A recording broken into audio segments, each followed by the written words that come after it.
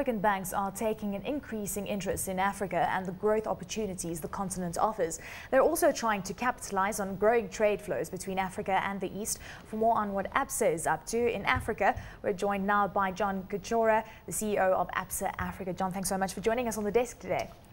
Let's start off with the fact that many South African banks have really had a very strong headway onto the African continent. And according to your reports, Absa is not too perturbed by this because you are looking at very niche markets at this point. We know that you're really focusing on Namibia, Angola and Nigeria. What is Absa going to do to differentiate itself? I think first of all, I'd actually like to challenge what you just said. Yeah. I think people often forget that we are part of Barclays Group. And Barclays have been operating in this continent for over 90 years in most of the countries. And so our strategy is working closely with Barclays. And when we talk about our footprint, we don't limit ourselves to just the countries where we own banks at Absa, but we also talk about the countries where we are as Barclays. Of course, right back when you did that, when Barclays bought that stake in Absa, there was a proposed second part to that transaction, which would have seen Absa buying Barclays' African operations, and for a number of reasons that didn't happen. How do you mix your strategy then going forward with Barclays' African strategy, and do you target countries perhaps where Barclays isn't strong? No, the truth is we have a three-pronged strategy. The first strategy that we have is to target those countries where we own banks, so that would be Mozambique and Tanzania. And there we offer the full spectrum of banking, from investment banking to commercial banking to retail banking. The second strategy is working through the networks that Barclays already has. So in the Barclays countries, there are certain products that Barclays will not offer. In those countries, Barclays has retail and commercial banking. I'm just getting there. So they have retail and commercial products. What we offer to their client is we bring in investment banking as well as insurance products. And how about agriculture, because that's a strong area for Absa? Agriculture is a big area that we're focused on. It's a slow growth area for us on the continent because of the risks associated with it. The flow of agricultural product in Africa is not as clean as it is in South Africa, so we have to focus on the niche part of that chain. And so we are starting to make headways there. But I would be lying if I said we have made great headway in that. Well, what about structured trade finance? Because that also seems to be one of the things that most African banks are focusing on right now, and it also seems to be one of the cash cows. Yes, we are actually focused on that. As you know, we are one of the biggest banks in South Africa for structured trade finance. We are working with the center of excellence for that product on the rest of the continent. So that is one of the products that we offer through the Barclays countries. John, it's interesting that you've identified Namibia, Angola and Nigeria as three markets you'd like to move into or grow in. Yes. With Angola, you actually sold your 50% stake in BCA in Angola last year. Why sell that stake if this is a country that you're interested in? Were you just not getting enough footprints in that market with BCA? Look, one of the challenges you face operating in Africa is regulatory challenges, and on top of that is obviously risk and control. And one thing we are very keen on is making sure that we have the right risk controls in place.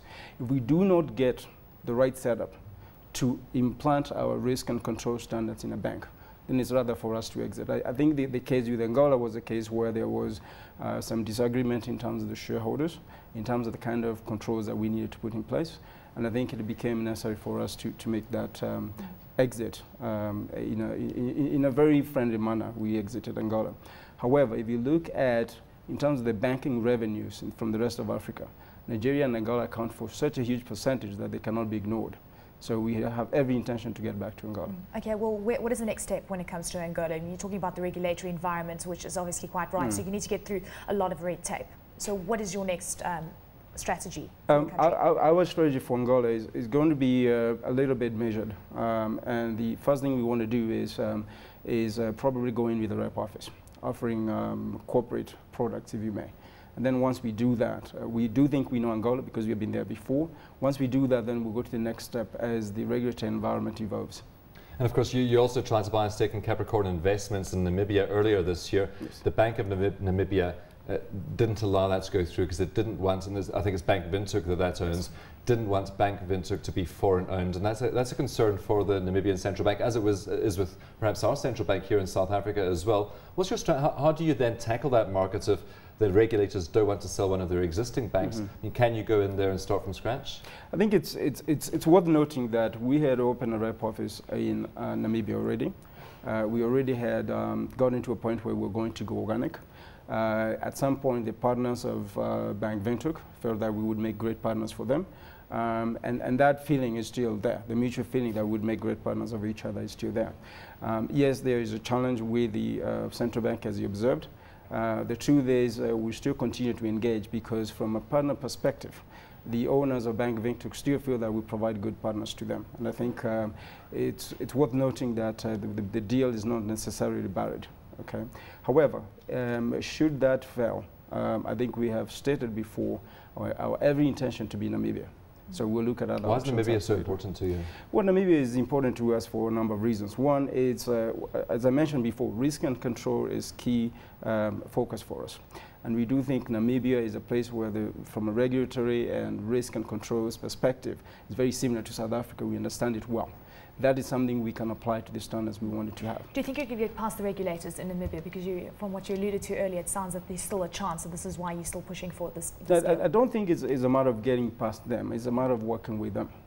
So I don't think the regulators outright said you cannot sell this bank.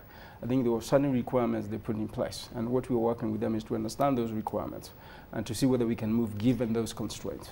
Nigeria, and of course that's really been topic of conversation when it comes to the African banking system as a whole. It's been interesting. We've seen the sale of toxic assets there. We've seen a lot of banks being bailed out as well, and of course the creation of AMCON. Yes. You're saying that you want to have a presence in Nigeria as well, and you're talking about wholesale banking. Tell us about the strategy there, because some say it's so oversaturated. We need to see consolidation, and here's a new bank wanting to head into this this system that's already has too much capacity. I think we need to talk about Nigeria in context, right? Yeah. If I look at Nigeria as a market, it's got 152 million people, and it's got 26 banks, 8 of which will probably get consolidated because those are the ones going under the central bank rescue. If I look at a country like Kenya, with 38 million people, it's got 44 banks. So I think it's good to see that perspective, that we don't believe it's overbanked. That's one. Two is, according to the latest release from the IMF, the GDP is growing at 7.5%. I think 7.4% is the number they actually quoted. So therefore, it's a growing market. It's still opening up. But you're not going to focus on retail banking in Nigeria, though? Absolutely, absolutely. But from a wholesale banking perspective, wholesale really ends up being retail, right? You provide wholesale to companies that provide services to the people. Eventually, it gets to the retail. So you still have to look at the market in that context. Now, for us, what we are seeing is, with the 8 banks that are now in trouble, that created more capacity that wasn't there before. Okay, that's one.